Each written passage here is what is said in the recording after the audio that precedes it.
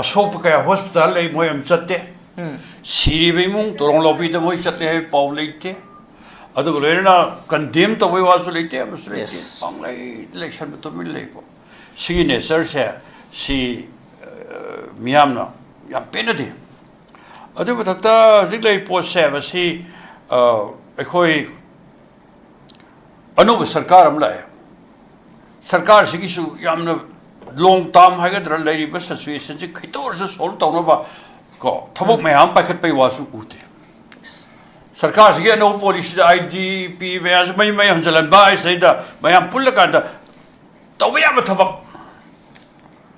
ko moreda tongan force mayam thada tare Surasanpur thada tare nikhai tare natraga lamhen tu hemna mayam takta tare aduga moigi devam sabong ki thorang ase namna war footing the sin tare adugo loina ziklei posese atopa mana khoi gi Surasanpur da khangde adugo loina te du tampak le ba kambusu khoi leiram ba kambusu moigi dam te leiner thora mayam si tok tare ngasi di lanpham da di yam mara marsa pasiara roevo chap chana but the Miam is full cooperation, Pirkaneva. I don't think that top of what comes in English. Was it a quay Lingaki, cannot sing Shimaratani? I'm not some honorable shipments. I carry when I was in a singing Kabargi, hitting the Gayoris. Narasingagi, like he go Magi Palontori. I do my Amid Tazare. I don't quite a conga of a day. I could see there is a Chamaga Taret. Malay hidre, adu batak sahi tarit kuntak pase. Solishim sani pantaraga mapan dagin kunga bari mga to badak ho sahi tarit kuntak pagi. Oh bakaya dunia ba. Matam si hogi bakangde adu loirena koi ama khangde adu sahi chama ga tarit lom sujalakanda. Luching le hijab irabona. Nikhili du manipuri mahasabha se solishim chapan kuntrag hum do semakanda.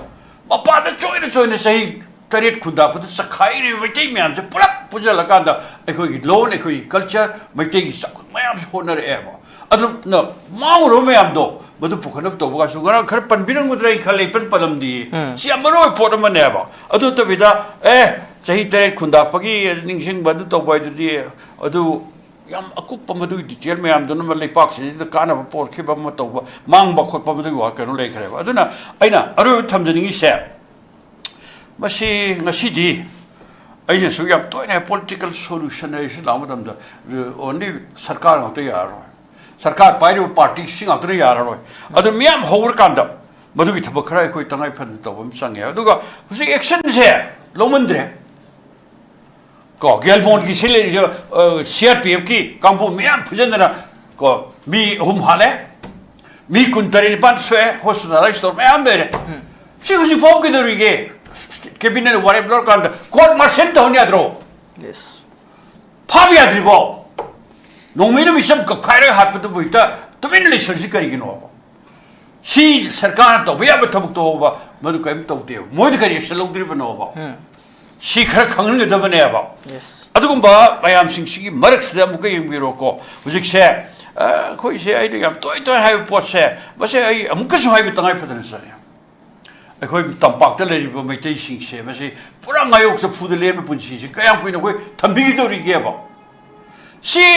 Kajana Kanbam Sangman. Pajan Kanbasang. I don't know, the chief minister, Ziri, the Natraga, Senapati Sanure, Gana, Sivaiko, Tom, Purot of Duniaro. A two of them, the Kari solution for again. See it, and I put the door. But Iroidana,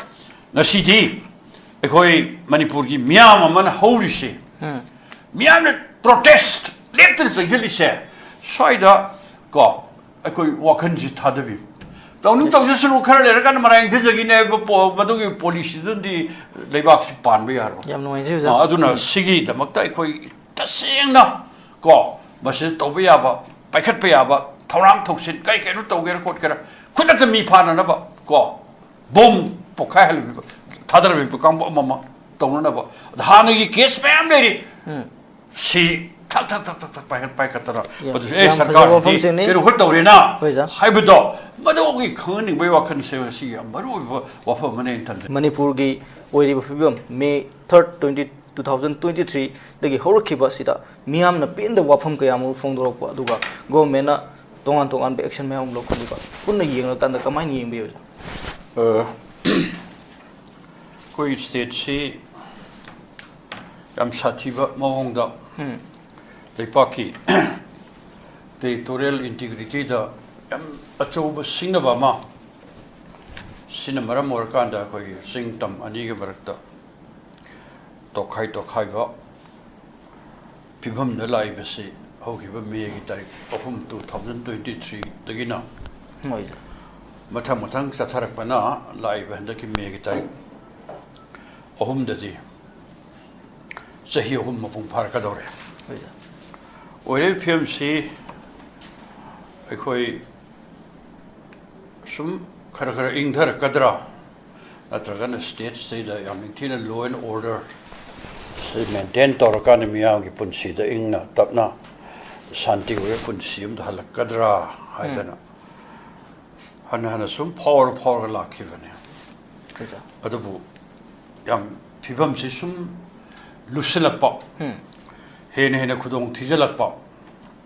adu loinana oire film swaida koi center na bharat ki prime minister Narendra Modi na manipuri oire film saida yamna khara seriously phaminadana adu loinana bharat ki parliament ta puthoktana adu political party mayam center ki kaudana adu loinana koi horiba laloriba kambu landaraiba kambu singsiga yamni thina political dialogue tawdra madi center ki asengba phire sida singba kaya singsi yam mayek seng da pot amada ngak manipur da lakhibasi matti emala amaga hinga ma pauli emdabi swaida khara ngangam sa amaga dum chatkhiba thawoi da phem mayam singsi ni tawris mayam khangi madadi ngaran han hogiba tarik taret ki ayuki yenda angan bada bomb na landara tana chin koki narco terrorist singna angang ani yam sathi mongda hat khare mama de yam sathi na soi adu leipa khup na ji protest tawri condemn tawri hoja adu koi prime minister tumin na lesal karim ta haide haibe arthadi basina ma koi thoiba thodok mayam singse masi koi mana kaisu thawoidana khanba sigi miyengda dum chathai mamangdu karan chatha gare sungba bestamane aduna leiphem sideida akhoi ngasidi leipaksi lengak pari bu kangbusin hanna wasai ningthinu aimda tawde IDP sing mayimda hanjalalani haidana hanna wasakre hokibetu 2025 की मार्च की तांग निपांडा भारत की home minister ना लौथु एमियाम दा free movement यारनी अदु हुजि फाव बमदु याद्रे free movement अखोई चुराचांदपुर चप्पा म सुंगाव ngамद्रे बैतै सिंग मोरे ngамद्रे अदु जिरी दलकलक चलममे अदु हंदक इरांग मयाम सिना मुके हे सत्पते खीरे अदु लोयरना अखोई दिमापुर लंबी चत अदुगा मुखुल सिजु खरगर चलंगुम तौबने खरा wan मैतै गा से अदु हंदकति मुक इरांग सि हेंजलक्तना हान मैतै गा अदु लोयरना नागागा अकुकी गा तौंदरम बदे हजिकति मैतै अखोई नागागा कुकी गा मुक कन्न कखनरे युम थारे म तौरे याम साथीबो ngarang nahan moi mesen kamno the BSF ki jawanam so nongmena pan sireba siu mamam sing si marak seida ngasidi leipak seida akhoi yamna luriba abasta mayam sing se swaida akhoi hogiba megi tarik kul ahum aduda akhoi kuki MLA tara moi loina akhoi separate administration aduda hain tawdana moi tongan ba demand me ang loina na koi satharak pa si gubba mayam sing se moi demand satharak se koi cabinet mantri de resign tawre koi MLA de toega haibna tab miam houdna ga haira kan da bhau sarkar gi center na ta da ba state lenga na ta da ba dum cabinet mantri we lai aduga leiba bestasi sidana ma file work tawduna ngasi mak koi deputy chief minister oiribi nipsa ki je masam ki sang ba cabinet portfolio ma pai dana badu am tawre adu asil tapadi kai ro moina tawri bu demands Cookie ki tongan ba separate administration to ki sagi tongan ba adugumba ekoi union territory sinasing bagi dabi si pukhalak bagi manungda moi union territory semba moi homeland semba sisu bharat sarkar da su paisa kok tho ma thadai hai tribal area development fund gi adu bata state lenga ki fund gi su moi na mantri oi no file work tor kan da thong sajalei German road sengwalei adu loina kang popi ta gi na koi sena kano tab lambi semjalei yang popi bo lambi sengwalei leidana sarkari fund na mayama adu mathakta popi plantation madu free thadok tana koi state ki budget se masi double sahim no moi ta le adu mayam hari se narco terrorist adu drug ki karbar ga loina sathar iba mayam sing si mar se da moi chawra ba fanyama ma madu sinna na tawre iba khole mayam sing se masi moi huji phaw so lep the si bharat sarkar khangi bane karim ka bharat sarkar so moi themboi lakpoi na tragana bjp ki vote phangna bhona bada mla yam kan bhona bada tawgri irang hogibe assembly election mamangda kuki mla tara kan de ade hai da noi na pam da hayo paisa ge adu ge dagi adu mathakta mukasu moi separate administration gi demand sing bahar ko te pini ga ne commitment ga pithopa dona tawgi ba ka singi meam tanari dune leibo besta ke sing se swaida ngasi di ekhoi hanagi sarkar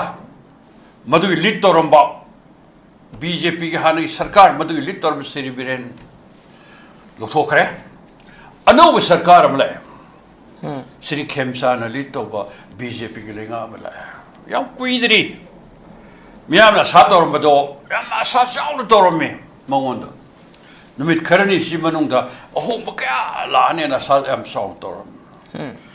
sarkar se gi han ba thabakti panchayat election khudak ta pakthokpa adu tawba adagi free movement ya han ba ka do yam wasak ba mayam phaja phaja mayam tawe adu gadi chatliba numit kharnis tha phadri kharni si manung thoi ba wathok na thok sidi ngasi di leipak si mai hona mairi marak da khoi satlaga le mairi marak phamra khangho da na ekta sathari mayam sing se mayam phawne badudi honorable chief minister jiri chakani edna mada samilami ma puraga paisa salure sapa matam da free movement yarani ai salure mayam sathok sindo piro ga haibe mong da nungai de salure aduga de assam da bjp ki vote khombagi satpa madai da jiri da kai ke no khara hairam ba aduga man hala matung de thois man hala matung de ni huni marak tane ba hogi ba tarik ke angan ba yanda angan ba da anga ani ko bom la da hat khris cm sathi ba mana traba jiri khong se to madu ki indirect reaction ne lo di chief minister ne jiri se lu se madu ki indirect relation madu di kari no cookie sing na khoi ne ya da pam da thabuk to noi na jiri se nam khai den to ro ga di khoi sit ta thare kap thar pa ma le ba anak pa khande anak plan makhan madu wari darkar le te am hajan na ba moi na to bani si loi khang po an simale re adagi di namitu da ko naror mayam khare ing na tingal le ban haron si khoi saung na ban haro lising na thom de lak na ko moi gi bsa crpf ki khoi gelmon kem madai da noi le na kai ranga ni harali ba noi le kai ginu pi me hat satin choli be hek ta thona le paisa laga moi gi mayok ta thengdaru bada kap thorop no me na pal ga mi kuntaru soe sathira soe adi manung da yam thina sokpa hospital da pukhalakpa adu gumba mi taraga ba thoi ni thoi le re adu manung da amuk su ahum sire sine thoi si ado ngasi wari film sidadi hogi ba tarik ki ayu aman badagi thoi ba nomit tudagi ngasi bau se ngasi tang taraga ni thoi ni tarama thoi trai thoi ado miyam juji krai le re loida mi pura street le re juji ki loina kendal kat pa rally set pa dharna to ba mi kharam ju governor gi manak ta laga ais angang ha pa si intina akan ba action ko pide du to de dai sijarge na 시르게 돌고비방 파절라가 덤버 야우리예요. 수모베스타 매암시 레박시가 시디 안국부분 강공자래. 하이바트디 레박시 아노바 칩 미니스터나 아노바 거기 BJP기 랭악시나 미양이 우리 표매암시 시바시 까마칸기 솔루션아마 보르나 보너드래요. 까임들아 도풍감드래요. 수모베스타세 마시 나시 마니푸리 오리바 얌나 라이브 TV 토독세 마세다 거기 랭악파이 강부시 아주 무슨 센터 스테이트 랭악 어머디 센터 그이도르게 봐. 모이사 다시는 하는데 사손세 꾸이들이 농민들 가리 아도 미야마나 호라디 라우리 콜라우도 시미니스터 팜타도 सरकारले बार ठोक्तरे हाय हम ठोक्ना है राम निन्ने से अदो सरकार जो फम था ठोकते अदो लोइना ngasi को चाप चाना ए कोई सी तौनी रिफाउदा ता सेंग मी मनी फाइ गंजा कनोगी ड्रग पुर गल चप हाय गदरा बफरा को नार्कोटिक कनुमयम सी फाइ सुम बसुम द अदो सुमे सेंग सेंग दबि नत्र मयाम द ड्रामा तौरिब्रा फरा खंदबि अदो को सी नुमित खरने सी मनुंग द तप तप फादना मी हलब कांगुसिंग मदु अकन एक्शन लौबसिंग ngамदे बो पिक्चर मणिपुर सी मनुंग द खंगना खंगना येंग ले थुइब्रा मयाम नुमित नि हुमनि तोर माय फजगिनी इंथगिनी ने खदोक तुन लेरब्रा यस नत्रगना अखोय केम तौ ngамद्रे हायना मोय पुरा खुथा कनो तौर जाला सिरिस बुके सिंगसे मसी अखोय लेपाक से सरकार ले बियार थकै थुइ यस सरकार ले बियार थोक्त्रे अदुगु लेनना ngasi मियामगी होसे पा नेमथगदौ मानदे ओरमदी लेपाक से पेनदबा अदुगु लेरना अखोय लेपाक से हौरि हो मयाम सिंगसे लेपाक सि मचेत ताबा मदु खुदों थिनिया बा बस्ता मे सि नोमो सुहेंजलकपनिना को मदुदा अखोय लेपाक ओइरे फिल्म सिंगसे नेमदगदौ मानदे हेने मै जाखलकनी हेने लेबाक कार नबगी खिदों थिना लामतमदा मणिपुर से मसी मियामना कोई प्रजा मियाम परम हौदना अपुनबगी सक्तम ngaknaba मणिपुर कन्नबगी वाफम मैम सिंगसे मसदे खरेना अकनबा मूवमेंट सि सम होरपनतना तोपज पाविदी लेंगा केम तगुमद्रबिना लंबी तै लेति यस याम नोइसे कोइ हुजु लेरिबा फिबम मसिदा लेंगांगना तौरिबा मवोंग मतो सिददी प्रजा मियाम गी इहोसी हेन कंसिलकपि याबगी फिबम दु लाकनी हायबनी याम नोइसे अदुगा हुजिक याम ngakliba amana मिहात पसिंग फाबगी महुता कोगी मिहात पसिंग फाबियु हायना प्रोटेस्ट तौरगनी हायना लाउथोकलुबा तोंगान तोंगान सेरसुगी लुसिंग बसिंग मन फागलकपगी थौंग मा ससिलकपसिदा मियामना पेंद वाफम कया मरमा सिक सोशल मीडिया दा नेट थिंगलबसु वाफम कया दा मियाम गी हो होर कुलेत्रि हाब ताय तौरिबा थौंग लेंगा की थौंग से कमाय येंबे से हौबे तांग तरेट की थौदोक्तुई मतुंगदा लेपाकसि हौरे अदु मथक्ता मयाम लाउरिसि हुजिक इमोन हाबिगिबा अदुमाइना मिहात पसिंग फाउ मोय दंदी पियु अदुग लोइना लॉ एंड ऑर्डर याम निथिन मेंटेन तो आइबे सिंगो मयाम सिंगसिगे अकन ब खोलाव मयाम सिंगसिने सिमरक सेदा अखोय हौरिब कांबुसिगे लुसिंग ब कया खरम फावे हाय फाग्रेन ताय होइजा फानना कोइ थी कोइ तानरी हाइबे अर्थदि इहोसे सिक्योरिटी कामू सिनरकांदा मसे नमधब यागद्रा हाइबगी मिये मखादा लौरप सरकार के अनौब खोंथामने लौजे मी हापदुना फादबा करी कई तोब यागे न लखतबा हाई लेवल की सिक्योरिटी के तो गेदाय गना फमे ताय मखा ताब कसु तादे सै मांग हाइबी के मथक हेलीकॉप्टर खर पायरगा तात पात तौरगा सुम लैबा सिगी केनो मयाम सिंग अदुगा कोई याम तोइन हारिसनि खुदक सुगुंबा दुमित खरनि सिगिम ताप ताप फाबे याबा वफम क्या सिंगसे लेरमनी सरकार की सोइदर मोइन सिंगनब सिंगदो को तोबे यारे दु मथकता कोई मिलिटरी क्रैक डाउन इस नसिबा मुंद लेहम लमहेन तो हेनबा कुकी लालो काबू सिंगसे मसिगी मायोक्ता करी तौरिगी सरकार से करीब त तौती मोइना अपाम्बा अदो अदुम चथरग ले सु 수지 extend tawbada matamda free movement ya hanba duglo su hanjanba free movement yadre sudi dum sangdok kare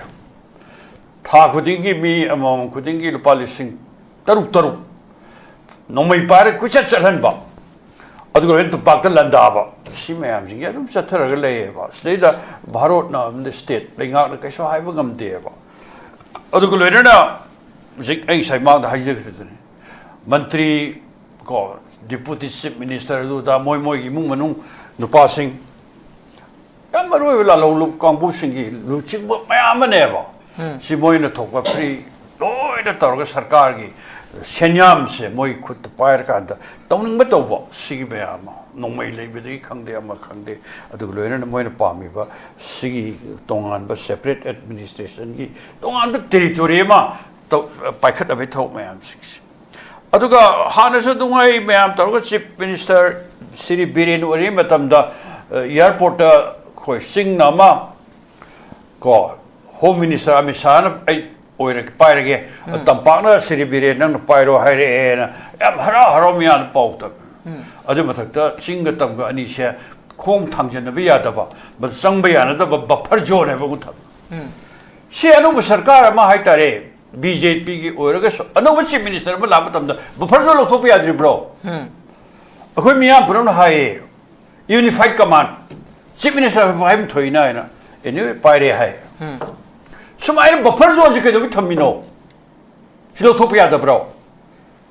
सिगी के नो से थोना से गट लेना अनोवा कैबिनेट सी मियां चन्या सरकार सिला ना कहीं नो जिकारा दोइस कहीं तो ngam di mga tarok sure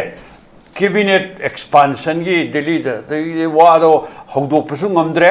aduren home minister na te wari mayam sare women battalion am pire ni haire adu walisan adu cabinet expansion gi wadi badu de khana raktre shaid sim sal le re ba aham sapata kana raktre anis ba kana o mari mar sore swayam to le re adu mayam pram no unris kaino si sarkar sikanai sarkar no ba pura puri hanglai sarkar utare ba a Delhi na ko loi to ni to ba moi to have to to Delhi su program pa ka to hai re an se pau to to oi ba aduga ko se thab masa kha to ka ni lei pa ki mai hoi ba wa pham yam sing si kon mai wa pham se masidi khoi kaim to to ngom to sum ba cha thari ba mayam sing se swai da ngasi di khoi lei pa se sum khara sum changjan gi adu loina center na su leiba yam sang na loina rakpa ko moi apam baning ba center gi adu ma chaur ba bharat ki multinational corporation kaya mana Burma gi area kaya da moi na tawning ma tawma tamda kuki la ho ba da khwai ri ga so ba section mo ri ba PDF ki yana ba sanara ko tamda moi na tingi ba pisa thadari me si mayam sing sina maram mo ka na si di manipur gi adu ba kuki oi ba tongan ba home le na ma se ba thabuk se hanagi Sri Biren ni matam dagi adu le da koi gi president ni matam dagi ngasi gi Sri Khemsa na si minister per si manung da so moi apam ba ning ba du adum center ga le na sathar ga le si sum ku shala de lau thukter su tongan ba moi homeland moi kuki gi oi ba adum state ama union territory se me se dak launa dum paikhat ki ba ya por moi maram diam sathiri poram ni ko khoi manipur gi dei ba khoi narco kuki terrorist kamu singi moi sajat se maram ni ke no gi moi ge hek lo na ba Mizoram adu go lena na khoi manipur adu sang ba kilometer kaya adu ba khoi Myanmar ga tainai bi area sing sile ba kuki gi sin tam so crore budi population mane ba ani sam ta induction ba se ba si koi no plan mane koi no plan ma madu hek mang phau na na phona ba kanda ma se khoi bharo sarkar su madu khar yare sum chatho do no ure ba adu de leipak si kai ba gi thabak si sum naksala le hai ba wari da aduna ngasi sarkar si am thonga le gedam ni state siga sarkar mo gedam manipur miyam ge khan sarkar mo gedam ni center na pam ba ning madu sum thabak to on thok na ba gi leiba madu sarkar du di leipak kai na sarkar ne ba Dori ba basta se sai da se koi khari he na khabam changi moi uri mem jai han na pham sai da gre baro lengan uri se tampaki na haro la lo ba kamu sing se basi takhai na ba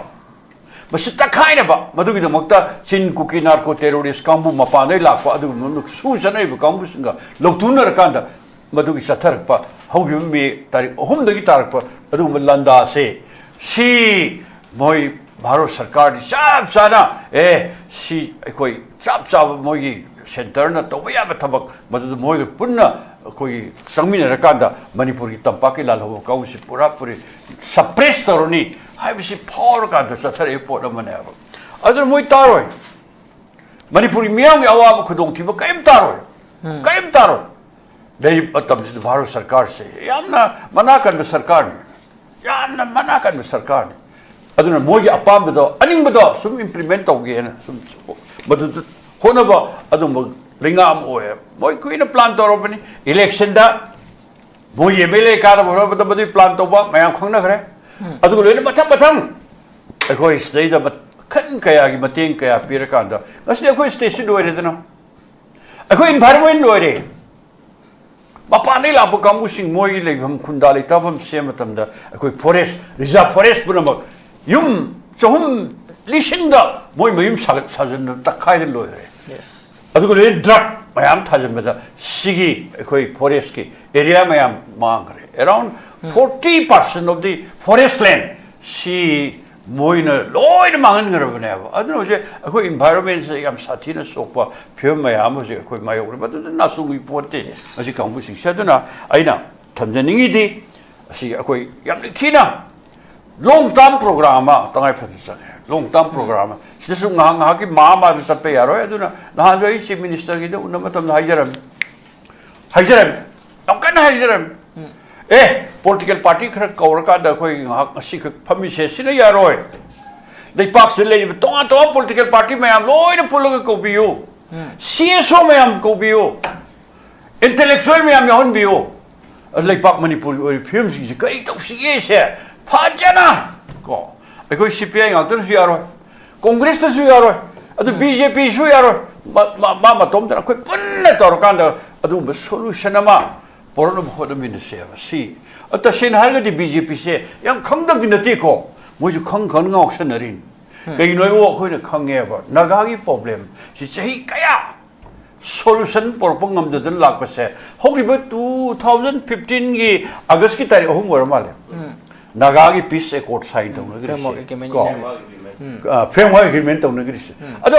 moi na pa ba do loi khan ni tong na ri ne ba to bu di koi naga ki tongan ba lei pa ma gi ofum dum di yaro har kan sum phamina ngang na sana tor ka da uji ti aya ba inge da ko handa nom ni si kan wala amani ado naga ki miam si sang la lan theng na ru bu gi bharo linga ka kap na ru bu gi hat na ru bu gi tong na ru bu gi pura kang khong sai do mai masa ma su mayam dari tamong khang dre adu gi bai makai ling mong khang dre moi economy de sathi na so ga do de khitang ko ingdar ko phaina idana ko jikti like tam da thawai aure ma da phare ma tore adu ga jik yanare adu tawri du ne khar kui re ko kan yanare mam da pura di yanadri hai mai yanada ani khak lai separate flag ko separate constitution 하이지스 누구 도기 하이지스 너 바이로 신자게 하이지스 너 봐. 아도 얼가서 와리 샤나보이 당강이 mënum다도 사탄나리에 봐. 시 쿠키 강무식나 아이 마시 한전이가 바인 칼레 하나기 뭐. 세 모이 밤이 가는 거 답네 봐. 와나는데나 तमिन्ने सुमलेशन बा अदुग लेना बसिक तमया the सुमपा मतेंग पांगशन नम तो मोय the now सौन बा समायम जथर का लेपा की थुगाय न ब्रम the जथ बता रगदी मसिल लेपा की सॉल्यूशन ओय रय वाइ सनो पॉलिटिकल डायलॉग तो नो अखोय न हाइबे कोई लोंदा से पॉलिटिकल सॉल्यूशन नै से सिनतर तो पलम बीम लेती अदु मदुय द मक्ता कोई भारत सरकार करी इनिशिएट तो रिगे बा करी डायल बसित आ दिल्ली कौरे अदु तौरे अदा तौरे ना अदुगे अदु मोय करीम तो ज्ञान मानता नदरेबा अदु सिगी दायित्व लौबगंबा अदुगुम थौना लेबा अदुगुम भारत की प्राइम मिनिस्टर का दरकार ओय सुम थौना लेबा मणिपुर की अदुगुम चीफ मिनिस्टर दरकार ओयबा अदुगुम सिगी मियें बखा से कोई सोप तौलबा ओब खुनायमा पोरनो भोनबसे सिगा सिगी ओयबा सिचुएशन खाइदगी मरु ओयबा मने लोकदि यम नोइजै जी मतिंग लेबा लेंगाक पसिंग मथौ तारी हाइबदुनी कोइ अनि सुपर राउंड जी जी मियाम न तुम कोइ मिटमांग द उरिबा थौथौ हाइबा तारे कोइ ट्रोंलाउबी की मिहात सिगी मतंग दा कोइ मणिपुर द लेरिबा लुसिंग बसिंग न कोइ ꯊꯧꯗꯣꯛꯁꯤꯒꯤ ꯃꯇꯥꯡꯗ ꯋꯥꯐꯝ ꯑꯃ ꯐꯣꯡꯗꯣꯛꯂꯤꯕꯁꯤ ꯃꯁꯤꯡ ꯌꯥꯝꯗ꯭ꯔꯤ ꯍꯥꯏꯕ ꯇꯥꯔꯦ ꯂꯩꯔꯤꯕꯗꯤ ꯑꯗꯨꯛꯀꯤ ꯃꯇꯤꯛ ꯂꯨꯆꯤꯡꯕ ꯑꯩꯈꯣꯏꯒꯤ ꯄꯣꯂꯤꯇꯤꯀꯦꯜ ꯄꯥꯔꯇꯤꯁꯤꯡꯒꯤ ꯂꯤꯗꯔ ꯑꯗꯒꯤ MLAꯁꯤꯡ ꯑꯗꯒꯤ ꯚꯣꯠ ꯂꯦꯞꯄꯤꯕꯁꯤꯡ ꯑꯗꯨꯒ ꯄꯥꯔꯇꯤꯒꯤ ꯑꯆꯧ ꯑꯆꯧꯕ ꯐꯝ ꯄꯥꯏꯔꯤꯕ ꯃꯌꯥꯝꯁꯤꯒꯤ ꯃꯔꯛꯇ ꯑꯗꯨꯒ ꯂꯩꯔꯤꯕ ꯂꯨꯆꯤꯡꯕꯁꯤꯡ ꯍꯥꯏꯕ ꯇꯥꯔꯦ ꯃꯌꯥꯝꯒꯤ ꯂꯤꯗꯔꯁꯤꯡ ꯍꯥꯏꯅ ꯂꯩꯔꯤꯕꯁꯤꯡꯁꯤꯅ सिगुम थौदोक्सिदा अखोगी वाफम फजन फोंदोक्तबसिना सेंटरना अखोई मणिपुरी सिंगदा येंगिबा मियेंग असि ओहिल्लब्रा हाइबदि ओजे कमाय येंबे अरोइबरोन याम सेन हारगदि अखोगी रूलिंग MLA सिंगसे थोइबे याम साथीबा थौदोक्सिगी वखनगी बहुत मंत्री एक्सपांड तोरपदा मा यहोरोइदरायना सोमदा लोयना पुनिंग थादरगा ले असोप कया हॉस्पिटल ले मोयम चत्ते सिरिबे मुंग तोरंग लॉबीदा मोय चत्ले है पाव लेते अदुग लोयना कंडेम तबय वासु लेते अमसु लेते पांगलै इलेक्शन तो मिल लेपो सिगी नेचर से सि मियामना याम पेनदि अदु बथक्ता जिक ले पोस्ट से बसी अखोई अनुभव सरकार अम लाए सरकार सिगिसु यामना लॉन्ग टर्म हाइगद्र लेरिबा सिचुएशन से खितोर से सॉल्व तौनबा को थबक मयाम पाखतपै वासु उते सरकार से अनौ पॉलिसी IDP मैस मई मई हंजलन बा सैदा मयाम पुल्ल कांदा तौबया थबक को मोरेदा तोंगान तोंगान फोर्स मयाम थादा तारे चुराचानपुर थादा तारे निखाई तारे नत्रगा लम्हेन तुहेम मयाम तक्थ तारे अदुगा मोइगी दैभम साबोंगी थौरांग मसे नमनब वार्ड फुटिंग द सेन तारे अदुगा लोइना जिक ले पोसे अतोपा मना अखोगी चुराचानपुर द खंगदे अदुगा लोइना ते ते अदु तंपाक लेब कांबुसु अखोई लेरम कांबुसु मोइगी दमत लेइनब थौरा मयाम सिक्सि तक तारे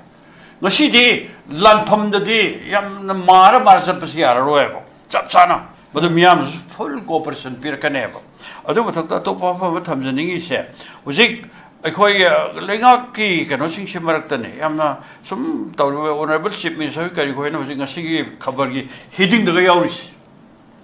narasinga gi lekhidab gi sahi ko magi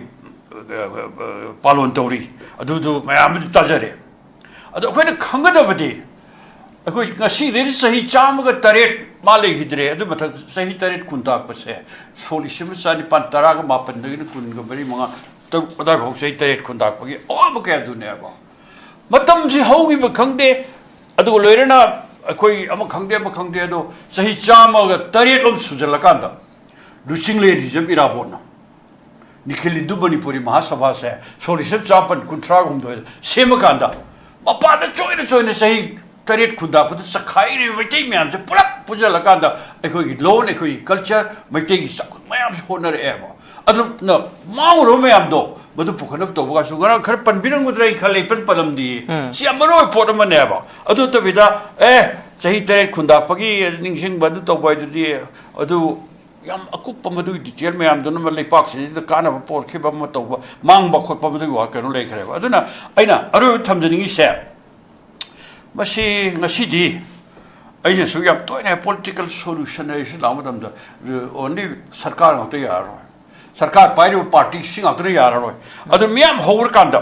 मदु की थबक खरा कोइ तंगाइ फन तबम संगे अदुगा हुसि एक्शन से लोमंद्रे को गेलबोंड की सिले जो CRPF की कांपो म्याम फुजनना को मी हुम हाले मी कुंतरी पान स्वे हॉस्पिटलाइज तो म्याम बेरे सी हुसि पॉप के दरिगे कैबिनेट वारे ब्लॉक कांड कोर्ट मार्शल तो होने आद्रो यस फाबी आद्रिबो नोमिनो मिसम कखारे हाथ तो बुइता तुमिन लिसर्जी करिगिनो सी सरकार तो बिया बथबक तो बा मदु कइम तो दे मोइद करि एक्शन लौद्रिबो नोबा सी खर खंगनगदबनेबा यस अदुगुंबा मयाम सिंगसिगी मरक्सदा मुक यंबिरोको हुजिकसे खोइसे आइदे याम तोय तोय हाय पोसे बसे आई अमुकसु हाय तंगाय फदन सरे अखोइ तंपाक्ता लेरिबो मैतै सिंगसे बसे पुरा मायोकसे फुद लेम पुंसिसे कयाम कुइनो कोइ थंबिगी दोरिगेबा सी काजना खनबम जंगमने फजन खनब संगे अदु गाक्तंग चीफ मिनिस्टर जिरी दा नत्रगा सेनापति चलुरे गाना सिभाई कोकथोम पुरो तबदुनि यारो अथु मतम कई सॉल्यूशन पुरगदगेना सिगी तंगाय फदबदो मदो इरोइना ngasi अखोइ मणिपुर की मियाम अमन हौरिसे मियाम ने प्रोटेस्ट लेफ्टन संजलिसे साइदा को अखोइ वाखन जि थादबि तौनु तौजसनु खरा लेरकन मराइं थिजगिने मदुगी पॉलिसी दुंदी लेबाक से पानबे यारो याम नुवाइजे उजा अदुना सिगी दमकता अखोई तसेंगना को बसे तौबे याबा पाइखतपे याबा थौराम थौसिन कई कइनु तौगेर खोटकेरा खुदक मी फाननबा को बम पोखाय हल थादर बे काम ममा तौननबा धानगी केस मैम लेरी सी थक थक थक थक थक पाइखतरा बदु ए सरकार केरु खुद तौरेना हाइबदो मदोगी खंगनि बै वाखन से सी मरु वफा मने इंतंदनी याम नुवाइजे कोई लोइसिलकु मतम